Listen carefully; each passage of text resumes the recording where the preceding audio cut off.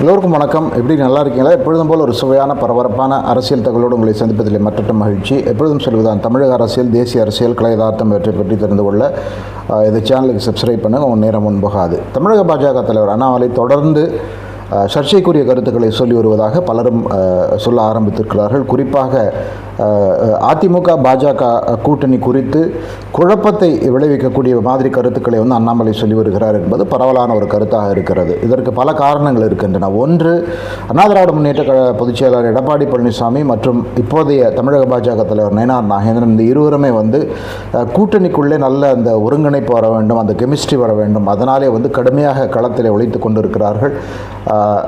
இப்போதைய தமிழக பாஜக தலைமை பொறுத்தவரை அதிகபட்சமாக தொகுதிகள் எப்படியாவது கூட்டணியிலே பெற்று முன்பு இருந்ததை விட கிட்டத்தட்ட 3 அல்லது 4 மடங்கு சட்டப்பேரவை உறுப்பினர்களை பாஜக சார்பாக தமிழக சட்டசபைக்கு அனுப்ப வேண்டும் என்ற ஒரு ஆவலோடு பணி செய்து கொண்டிருக்கிறார்கள். அப்படிங்கிறது பொதுவாக இங்கே இருக்கும் நயினார் நாகேந்திரனுடைய ஆதரவாளருடைய கருத்தாக இருக்கிறது. ஆக இப்பொழுது தமிழக பாஜக 4 சட்டமன்ற உறுப்பினர்கள் இருக்கிறார்கள். அதை அட்லீஸ்ட் 20 அல்லது 30ஆக உயர்த்த வேண்டும் என்பதுதான் பாஜகவுடைய நோக்கமாக இருக்கிறது. இந்த நோக்கத்தின் அடிப்படையிலே அதிமுக கூட்டணியில் எப்படியும் ஒரு 50-60 தொகுதிகளை கேட்பது, கூட்டணி தொகுதி பங்கீடு பேச்சுவார்த்தைகளில் அப்படின்னு ஒரு தகவல் இருக்கிறது. இது ஒரு பக்கம் இருக்க, அண்ணா திராவிட முன்னேற்ற கழகம் கூட கிட்டத்தட்ட உறுதியாக அடுத்த முறை இங்கே ஆட்சிக்கு வருவதான வாய்ப்பு இருக்கிறது அப்படிங்கிறதை நம்ப ஆரம்பித்திருக்காங்க. குறிப்பாக அண்ணா திராவிட முன்னேற்ற கழகத்தில் பொதுச் செயலாளர் எடப்பாடி பழனிசாமி கோயம்புத்தூரில் தொடங்கி மேற்கு மாவட்டங்கள் மற்றும் இப்பொழுது வட தமிழ்நாட்டிலே சில பகுதிகள், அதாவது விழுப்புரம் போன்ற பகுதிகளில் அவர் செய்து பேருந்திலே போகும் அந்த மக்கள் சந்திப்புகள் பெருத்த ஆதரவை பெற்றிருக்கின்றன அப்படின்னு சொல்லிட்டு பரவலான ஒரு கருத்து நிலவுகிறது. பெரிய கூட்டம் பல இடங்களிலே அவருக்கு வருகிறது. அது உறுதியாக இங்கே மக்கள் மனநிலையை பிரதிபலிக்கிறது. உறுதியாக திராவிட முன்னேற்ற கழகத்தை இப்போது இருக்கும் அதிமுக பாஜக கூட்டணி தோற்கடிக்கும் அப்படிங்கிற ஒரு வலிமையான நம்பிக்கை இந்த கூட்டணியில் இருப்பதாக பலரும் சொல்ல ஆரம்பித்திருக்கிறார்கள்.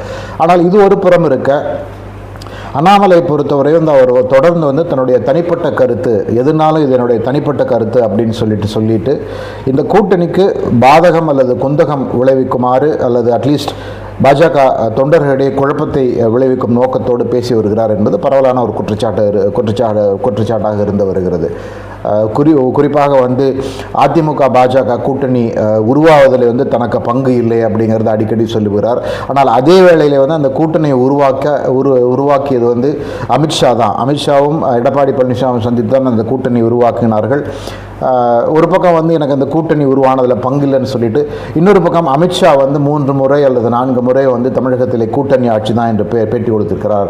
அதனால் உறுதியாக கூட்டணி மந்திரி சபை, கூட்டணி ஆட்சி என்று சொன்னால் பாஜக திராவிட முன்னேற்ற கழகம் பாஜக அதிமுக ரெண்டு கட்சியினருமே அமைச்சரவையிலே பங்கு வகிப்பார்கள்.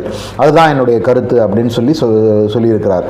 இது அதிமுகவினரிடையே ஒரு டிஸ்கம்ஃபர்ட், ஒரு சந்தோஷம் இல்லாத நிலைமை அல்லது குழப்பத்தை உண்டு பண்ணி இருக்கிறது. குறிப்பாக அதிமுக பொதுச் செயலர் எடப்பாடி பழனிசாமி ஆகட்டும், இல்லை அந்த கட்சியில் உள்ள பல 2ஆம் கட்ட தலைவர்களாகட்டும், அண்ணாமலை தேவையில்லாமல் குழப்பத்தை உண்டு பண்ணுகிறார் அப்படிங்கிற ஒரு பரவலான கருத்தை அவர்கள் சொல்லி வருகிறார்கள். இன்னும் சொல்ல போனால் பாஜகவிலே கூட தொண்டர்கள் இருமணம் கொண்டு இருக்கிறார்கள். ஒரு இடத்துல களத்திலே தொண்டர்கள் பெரிய அளவில் அதிமுகவோடு ஒன்றாக பணி செய்து எப்படியாவது அதிமுக ஆட்சிக்கு வர வேண்டும் அல்லது முதலமைச்சராக அதிமுக வர வேண்டும், பாஜக அதற்கு உறுதுணையாக இருக்க வேண்டும்னு சொல்லிட்டு அப்படி களத்திலே அந்த கெமிஸ்ட்ரி களத்தில் ஒருவருக்கொருவர் நட்புறவு, 2 கட்சிகளுக்கிடையே நட்புறவு பாராட்டுவதில் கடுமையாக பிரயத்தனம் செய்து வருகிறார்கள். இதை பெரிய அளவில் முன்னெடுத்து செய்வதை இப்போதைய தலைவர் நயினார் நாகேந்திரன், அது மட்டுமல்லாமல் 2ஆம் கட்டத்தில் உள்ள தலைவராக இருக்கின்ற வானதி ஸ்ரீனிவாசன் ஆகட்டும், டாக்டர் தமிழிசை சவுந்தரராஜன் ஆகட்டும், இல்லை மற்றும் பலராகட்டும், இவரெல்லாமே எப்படியாவது இந்த கூட்டணி வெற்றி பெற வேண்டும் அப்படின்னு ஒரு நோக்கத்தோடு பயணித்து வருகிறார்கள். ஆனால் அதே வேளையிலே அண்ணாமலையை பொறுத்தவரை இந்த கூட்டணி வெற்றி பெற வேண்டும் அப்படிங்கிறதை விட கூட்டணியிலே மந்திரி சபையிலே பாஜக பங்கு வகிக்கும் அப்படின்னு ஒரு புறம் சொல்கிறாரு.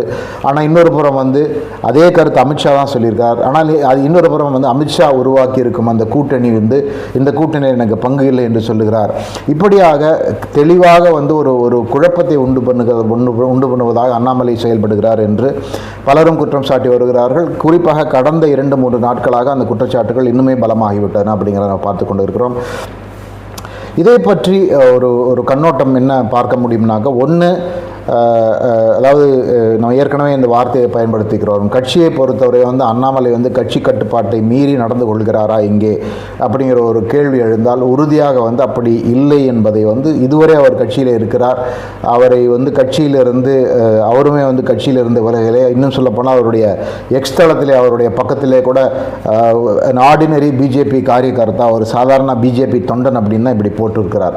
ஆனால் அதே வேளையிலே வந்து தேசிய தலைமை மற்றும் மாநில தலைமையுடைய அந்த ஒரு பொலிட்டிக்கல் ஸ்டாண்டுக்கு முற்றிலும் மாறான ஒரு கருத்துக்களை தொடர்ந்து அண்ணாமலை சொல்லி வருவது சரியா அப்படிங்கிற ஒரு குழப்பம் நிலை வருகிறது. இதில் ரெண்டு விஷயங்கள் இருக்கிறது. ஒன்று, நம்ம ஏற்கனவே பார்த்த மாதிரி இங்கே தமிழக பாஜக தலைமையை எதிர்த்து அண்ணாமலை கருத்து தெரிவிக்கிறார், அல்லது தனக்கு இருக்கும் மனத்தாங்கலை கட்சி தலைமையிலிருந்து தான் விலக்கி வைக்கப்பட்ட ஒரு ஆதங்கத்தை தன்னுடைய தொண்டர்கள் அது தன்னுடைய ஃபாலோவர்ஸோடைய ஆதங்கத்தை வந்து அண்ணாமலை வெளிப்படுத்துகிறார் என்று ஒரு கண்ணோட்டமாக இருக்கிறது. ஆனால் இதில் வந்து இன்னொரு சுவாரஸ்யமான கருத்து என்னன்னாக்க, அமித்ஷாவுக்கு தெரிந்து தேசிய தலைமைக்கு தெரிந்து தான் இப்படிப்பட்ட கருத்துக்களை வந்து அண்ணாமலை வைத்து வருகிறார். அண்ணாமலை இப்படி பேசுவதற்கு அவருக்கு வந்து தேசிய தலைமையுடைய அப்ரூவல் இருக்கிறது, தேசிய தலைமையுடைய ஒப்புதல் முழுவதுமாக இருக்கிறது. அது எதற்கு செய்கிறார் என்று சொன்னால், தொடர்ந்து இங்கே வந்து எடப்பாடி பழனிசாமியுடன் அதிமுகவுக்கு வந்து ஒரு செக் வைக்க வேண்டும். அந்த கட்சி அதிமுகவினர் வந்து தங்களுடைய பலத்தின் அடிப்படையில் வந்து தனித்தே ஆட்சி அமைப்போங்கிறத மீண்டும் மீண்டும் சொல்லி வருகிறார்கள். ஒன்று. இன்னொன்று, வருகின்ற மாதங்களிலே வந்து தமிழக வெற்றி கழகத்தோடு போக வேண்டும் என்ற ஒரு முடிவை அண்ணா திராவிட முன்னேற்ற கழகம் எடுத்து வைத்து விட்டால் அப்பொழுது திக்கு தெரியாத காட்டிலே வந்து தமிழக பாஜக விடப்படும் அப்படிங்கிற சந்தேகமே கிடையாது. ஒன்று வந்து அதிமுக வந்து பாஜகவை உதறிவிட்டு தமிழக வெற்றி கழகத்தோடு கைகோர்க்கலாம். இல்லை பாஜக கூட்டணியில் இருந்தால் கூட பரவாயில்ல, விஜயோடு நாங்கள் கூட்டணி சேர்க்கிறோம், அது விஜய்க்கும் பாஜகவுக்கும் எந்த ஒத்துறவு இல்லை என்றாக்கா அதை நாங்கள் ஒன்றும் பண்ண முடியாது. எங்களை பொறுத்தவரை திமுக அரசை விலக்க வேண்டும் என்று சொன்னால் அதற்கு வந்து விஜயோடு கூட்டணி அவசியம். இப்போது இருக்கும் கூட்டணி பத்தாது, விஜயோடு கூட்டணி வைப்பது மிக மிக முக்கியம், அத்தியாவசியம்னு சொல்லிட்டு நாங்கள் அங்கே கூட்டணி வைக்கிறோம்னு ஒரு முடிவு எடுத்து விட்டால் தமிழக பாஜக உடைய நிலைமை வந்து மிக மிக கவலைக்கு உரியதாக ஆகிவிடுங்கிறதுல சந்தேகம் இல்லை. ஒன்று, கூட்டணியிலே வந்து மிக மிக ஒரு ஜூனியர் பார்ட்னராக தமிழக பாஜக இருக்கும் ஒன்று. இன்னொன்று, 10-20 தொகுதிகளை வந்து அந்த கூட்டணியில் பெறுவதே மிக மிக கடினமாக இருக்கும். ஏன்னா அதிமுக கிட்டத்தட்ட தமிழக வெற்றி கழகம் சரிபாதி தொகுதிகளை கேட்பதற்கான வாய்ப்புகள் இருக்கிறதுன்னு சொல்லுகிறார்கள். மூன்றாவது, அங்கே வந்து 2.5 வருடம் எடப்பாடி பழனிசாமி முதலமைச்சர், 2.5 வருடம் விஜய் முதலமைச்சர் அப்படின்னு கூட வதந்திகள் உலா வருகின்றன. இதெல்லாம் எந்த அளவுக்கு அதிமுகவினால் ஒத்துக்கொள்ளப்படும் என்று தெரியவில்லை.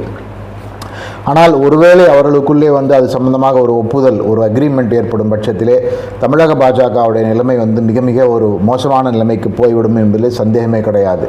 ஒன்று, அந்த சூழ்நிலையிலே வந்து தமிழக பாஜகவை மீட்டெடுக்க வேண்டும். அதாவது அப்படி ஒரு பேட் சுச்சுவேஷன் வந்துட்டாக்கா தமிழக பாஜகவை அன்றைக்கு மீட்டெடுக்க அண்ணாமலை தேவைப்படுவார் என்பதை மனதிலே வைத்து கொண்டு தான் தேசிய பாஜக, தேசிய தலைவர் அமித்ஷா, நரேந்திர மோடி போன்றவர்கள் வந்து திட்டமிட்டே அண்ணாமலையை வந்து இங்கே களத்தில் வந்து மாற்று கருத்து சொல்ல வைக்கிறார்கள் என்ற ஒரு கருத்துமே இருக்கிறது. அதற்கான வாய்ப்புமே இருக்கிறது. அரசியலில் வந்து அந்தந்த கட்சியுடைய இன்ட்ரெஸ்ட்டை ப்ரொடெக்ட் பண்ணுறதுக்கு என்ன வேணால் செய்வாங்க அப்படிங்கிறது கலையதார்த்தம்.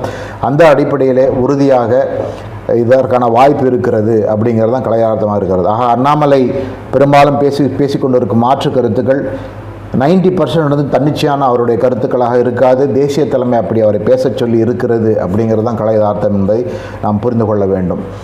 வருகின்ற மாதங்கள் தான் கட்டாயமாக வந்து இந்த அதிமுக பாஜக கூட்டணி எந்தளவுக்கு வலிமையாக போராடும், எந்தளவுக்கு தொகுதிகளை வெல்ல முடியும், எவ்வளவு தொகுதிகளை பாஜக கொடுப்பாங்க இப்படிங்கிற விஷயமெல்லாம் தெரிவதற்கு இன்னும் நெடுநாட்கள் இருக்கின்றன. ஒரு வாரம் கூட அரசியலில் வந்து ஒரு மிக நீண்ட ஒரு காலம் என்று சொல்லுவார்கள். Even a week is a long time in politics.